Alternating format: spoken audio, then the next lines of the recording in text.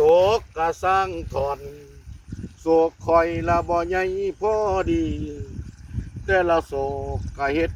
ชีวิตดีแน่ผู้บ่มีโศกหลาย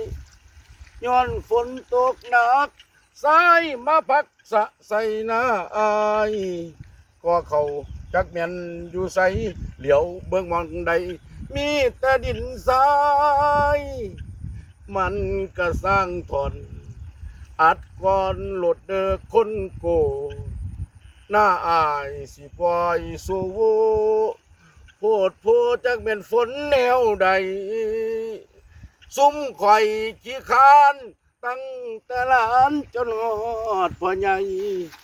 ไทยบ้านอัดโศกอยู่ใสข่อยบ่ไปไกลข่อยบ่อ่อนซอห้องอยู่วอนวอนอ่อนซ้อนน้ำไหลจน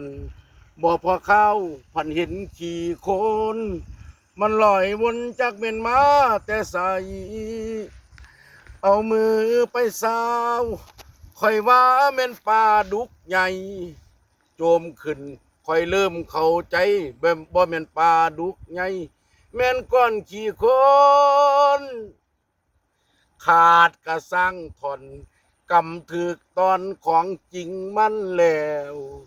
ก้อนขี้ก็แตกสะแซวบ่แม่นแนวแล้วตัวพ่อใหญ่